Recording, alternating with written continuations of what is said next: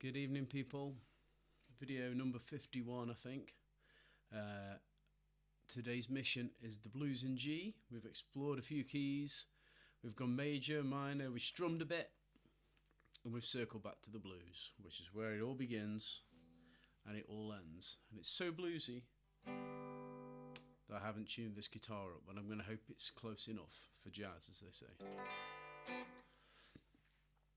So what we're planning to do today is just to, off the cuff, throw out a few licks that you could play over this G blues progression.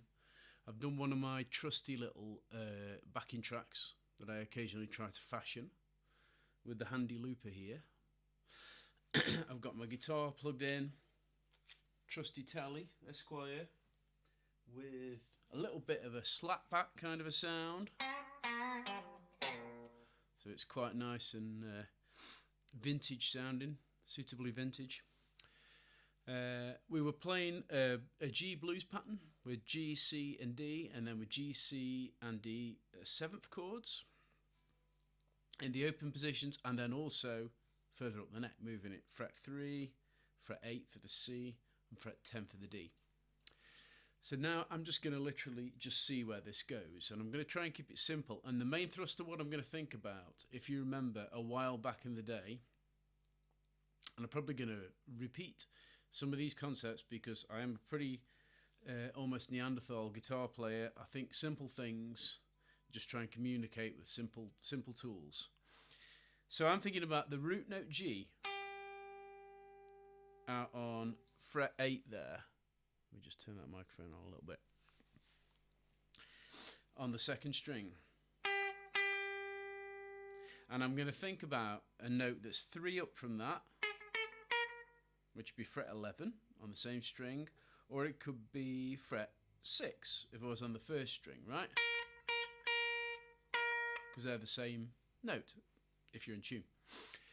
And then I'm also going to think about, so I've got note 2 below as well. That note down there, so it's 2 frets down. So I've gone from fret 8, my root G, down 2 to an F, and that's fret 6, string 2. So what have I got?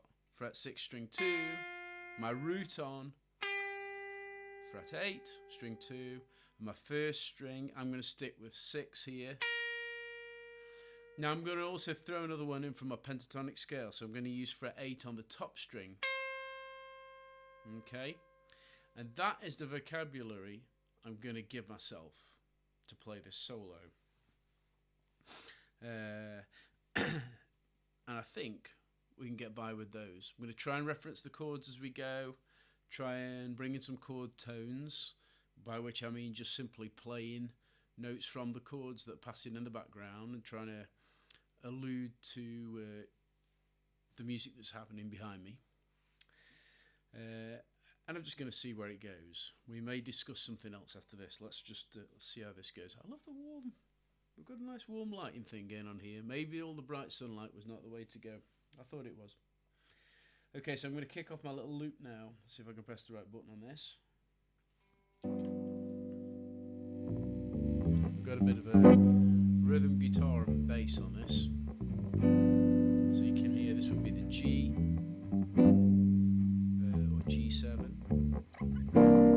up to the C or C7. C7 is going to sound the most bluesy, so we'll stick with that. Back to the G. And then the last part we're going to go to D, D7, C7, and then down to G7. We've got a little turnaround there. I'll talk about that in a minute.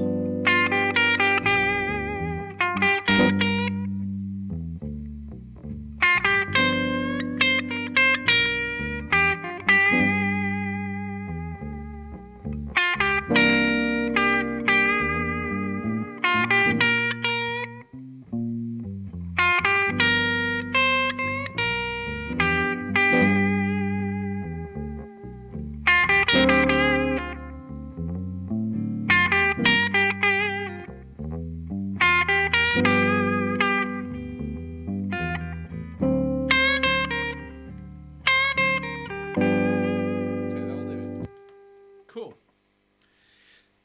So I explained to you what the vocabulary was. Vocabulary was at the start there. Basically, fret 6, fret 8, first 2 strings. And my basic phrase that I'm using to introduce the solo, and I haven't got anything written down for this, so I'm just kind of jamming it out as it goes. But it's something along the lines of this.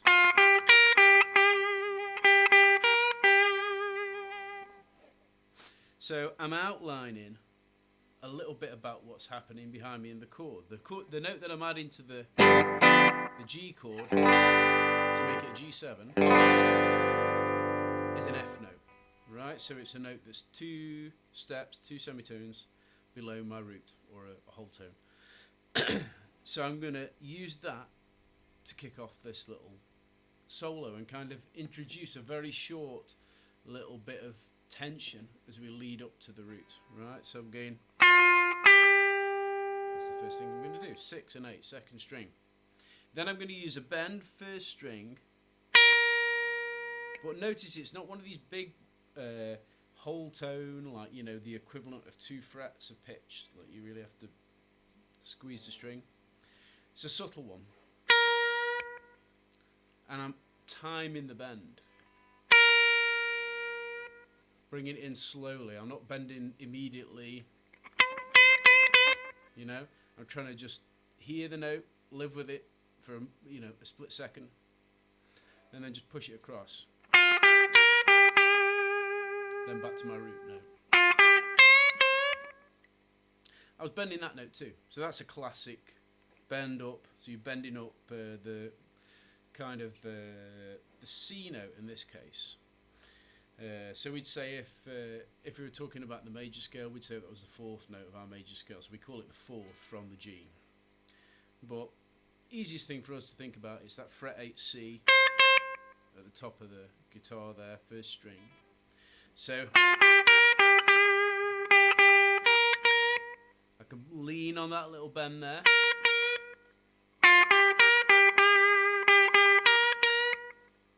And then what I'm doing is I'm phrasing again. So this is very much like that video many moons ago that seemed to be a popular one, where we were just talking about simple concept you can repeat. Repetition is really important, but you can phrase around. This time I'm going to bend a different note. Come back to my root because I want that to feel finished, right? It's like a full stop at the end of a sentence. Come back to my little bend there. It's like a question kind of phrase. There's an answer phrase.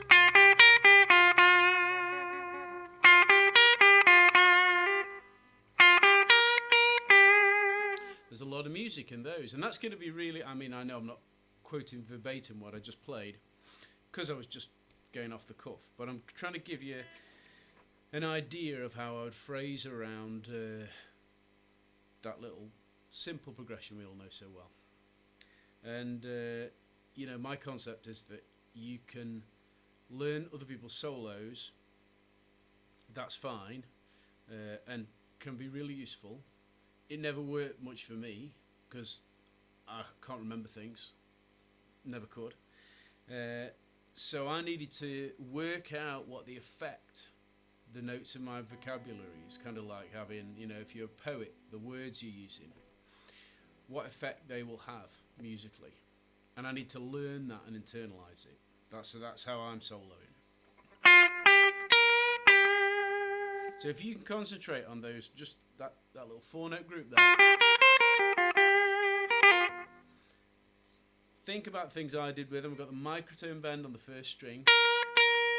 We call it a microtone bend when it's less than the equivalent of a fret.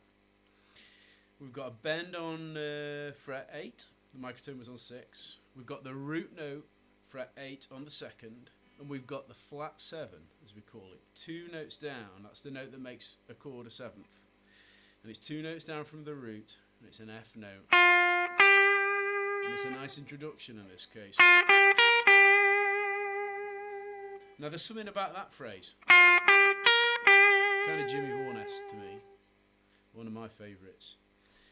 that it kind of says, I'm going to say something now. And in some ways, if we open with a phrase like that, and then we just, rather than saying everything like a torrent, too much speech like a drunk guy in a pub, if we just tease other little ideas out of, the vocabulary we set up right at the beginning there,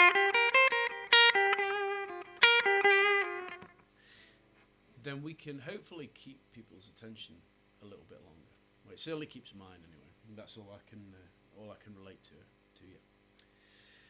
So I hope you got a little bit of something out of that. Find those notes, work out what I did with them, and then try and do something of your own with them. That's what I would try to do this week. And I think we will land on the blues again for a little bit, probably some more soloing stuff. Starting to get into the things that for me are more interesting now. We've covered some raw basics of playing your instrument. Hopefully we can keep doing that in the coming days and weeks. I'm going to try to jam out on the same little idea. Let's see if it will work.